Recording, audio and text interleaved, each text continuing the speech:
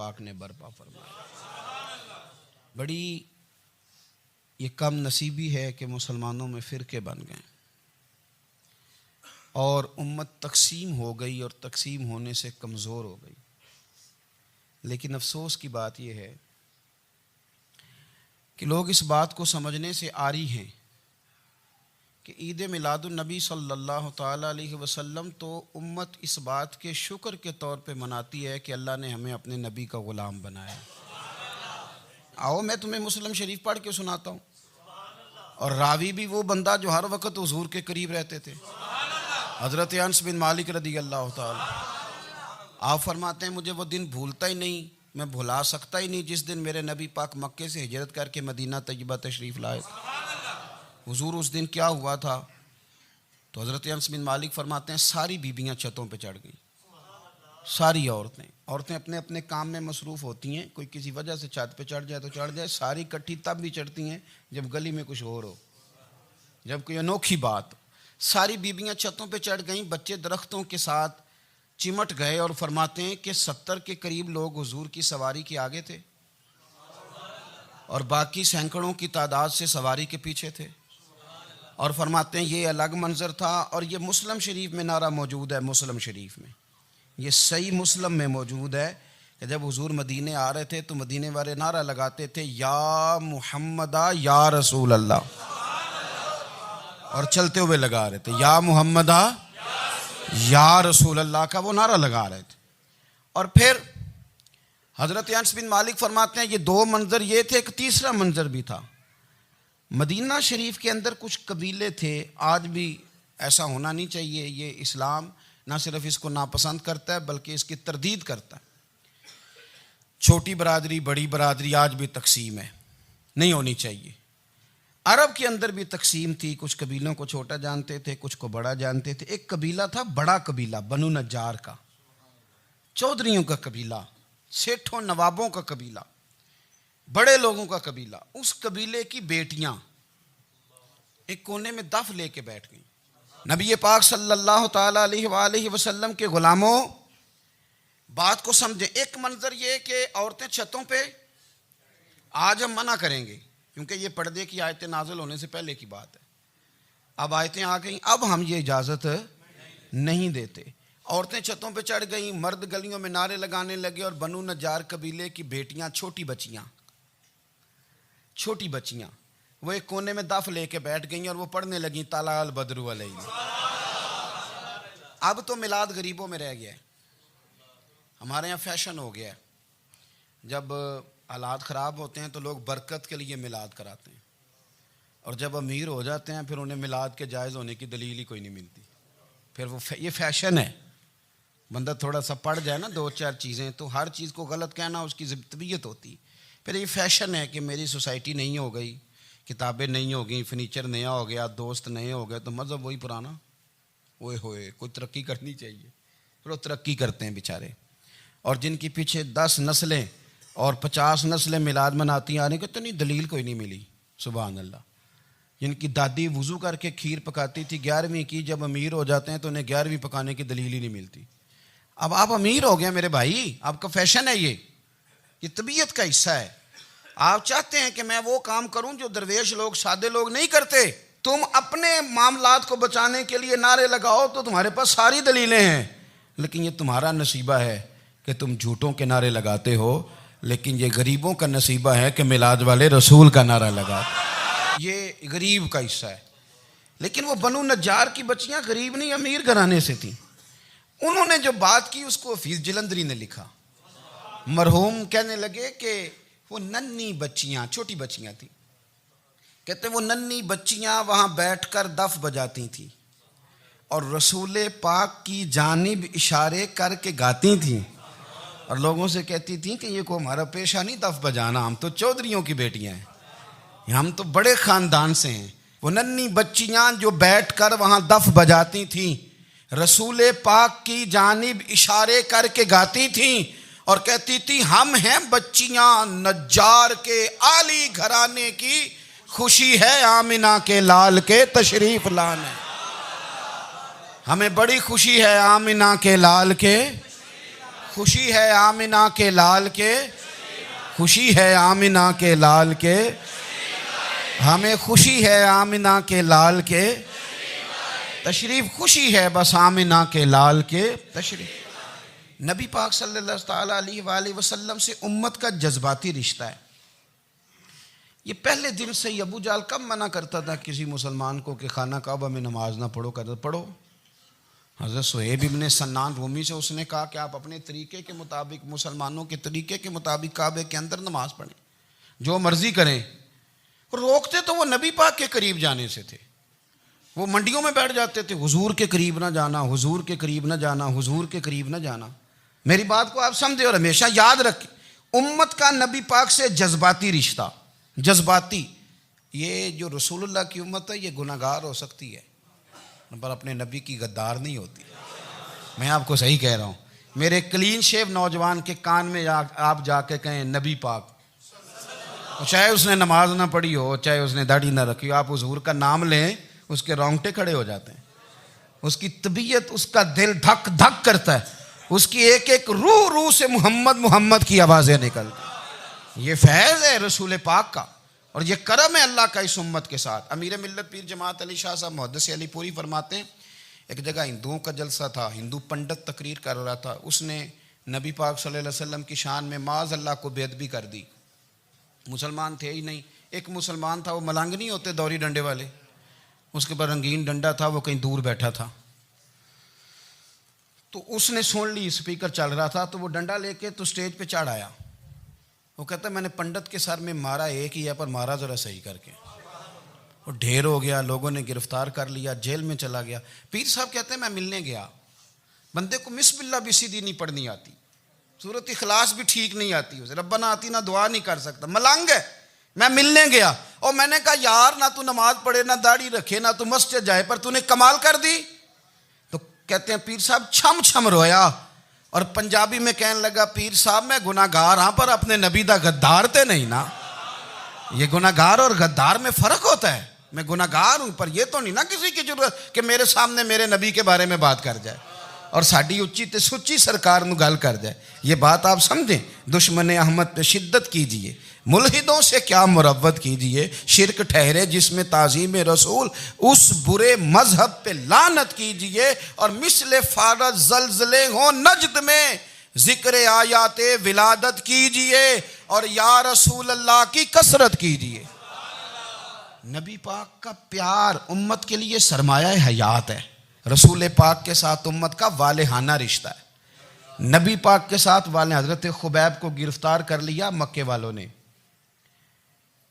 اس وقت غربت تھی اسلام پر، مکے میں سارے لوگ اکٹھے ہو گئے اور چوک میں پھانسی دینے لگے حضرت خبیب کو۔ کہنا آسان ہے، کرنا بڑا مشکل ہے۔ بندہ جیل میں الجھ جائے تو میں نے بڑے بڑے سیانے لوگ معافیاں مانگتے دیکھے، بڑے بڑے لوگ کہتے دیکھے ہیں کہ یہ کام بڑا، قید تنہائی بذات خود ایک مصیبت ہے۔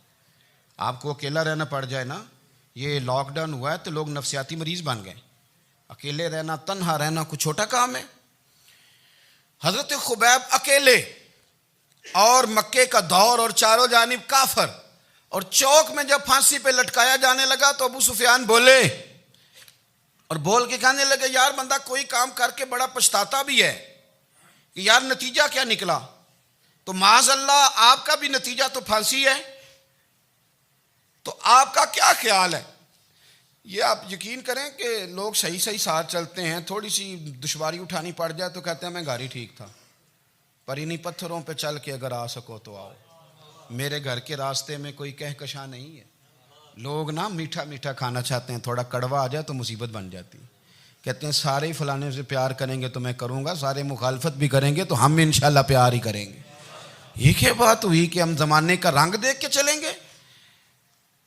اب بعض لوگ پچھتا رہے ہوتے ہیں۔ حضرت خبیب سے کہا، ابو سفیان نے ابھی کلمہ نہیں پڑھتے تھے، کہنے لگے تو اس وقت پھانسی پہ لٹک رہا ہے اور تیرے نبی مدینے میں اور آرام میں، اور ان کے صحابہ آرام میں، اہل بیت گھر میں، تیرے ذہن میں اگر اس وقت یہ بات ہو کہ اس وقت تیری جگہ پہ وہ ہوتے معاذ اللہ، تو پھر کیا ہوتا؟ مجمع غیروں کا، علاقہ غیروں کا۔ یہ ٹائم آیا تھا اب نعرہ رسالت لگانے کا، اب ٹائم آیا حضرت خبیب نے نعرہ رسالت لگانا ہے، پر لگانا کس طرح ہے کہ کافر یاد رکھیں۔ حضرت خبیب سے کہنے لگے اگر تیری جگہ حضور ہوتے تو پھر تیرا کیا خیال ہے معاذ اللہ؟ تو حضرت خبیب کہنے لگے تم ابھی بھی نہیں سمجھے؟ ٹھیک ہے میں مکے میں اکیلا ہوں، سارے لوگ مدینے میں ہیں، پر میں پچھتا نہیں رہا، میں تو فخر کر رہا ہوں۔ میں فخر کر رہا ہوں اس لیے کہ چوری کر کے جان نہیں دے رہا، مدینے والے کی عزت پہ جان دے رہا ہوں، میں فخر کر رہا ہوں۔ فرمایا سن، تو کہتا ہے تیری جگہ حضور ہوتے اور تم انہیں یہاں معاذ اللہ پھانسی پہ لٹکاتے۔ فرمایا سن، میں تو یہ بھی پسند نہیں کرتا کہ میں گھر میں بیٹھا ہوں اور میرے نبی کو ہلکا سا کانٹا بھی چبھ جائے۔ ہمارا اپنے نبی سے محبت کا رشتہ ہے، ایک کانٹا بھی حضور کے قدم مبارک میں چبھے ہمیں برداشت۔ مجمع ان کا تھا، نعرے لگ رہے تھے، ہم نے مسلمان پکڑ لیا، لیکن حضرت خبیب نے اکیلے، اللہ کرے آپ کو میری بات کی سمجھ آئے، اللہ کرے آپ کو سمجھ آئے، اکیلے جب پھانسی کے تختے کے قریب نعرہ لگایا نا کہ میں تو کانٹا بھی نہیں چبھنے دوں گا اپنے نبی کو، اب سارے ہار گئے۔ اب اس ایک جملے نے نا ان کو شکست خوردہ کر دیا، اب بول کچھ نہیں سکتے تھے، گردنیں جھک گئیں، اور جب سناٹا چھایا تو ابو سفیان ساتھ والے سے کہنے لگا باقی ساری باتیں اپنی جگہ پر ہیں، پر اصحاب محمد سے پیار تو بڑا ہی کرتے ہیں نا۔ اور وہ کچا رنگ للاری والا جیڑا چڑھدا تے لیندا رہندا، اے عشق تیرے دا رنگ محمد چڑھ جائے پھر نہیں لیندا۔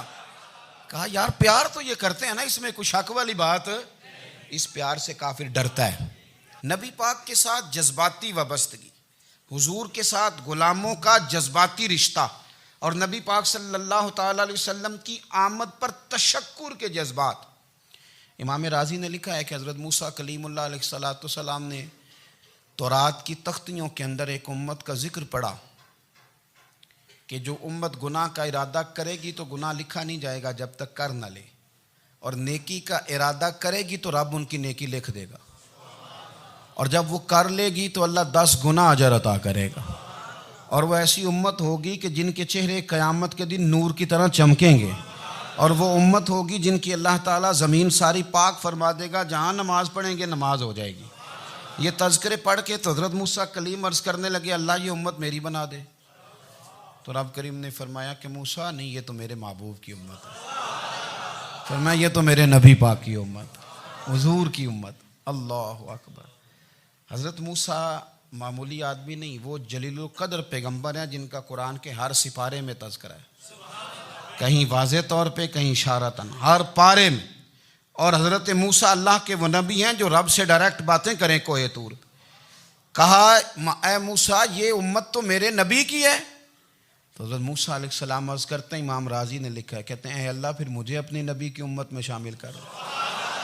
وہ یار ہمیں لوگ کہتے ہیں میلاد نہ مناؤ، جس امت میں آنے کے لیے حضرت موسیٰ نے دعا مانگی، جس محبوب کی غلامی کے لیے، ہمیں تو دعا بھی کوئی نہیں مانگنی پڑی، اللہ نے فضل سے ہی مدینے والے کا غلام بنا دیا۔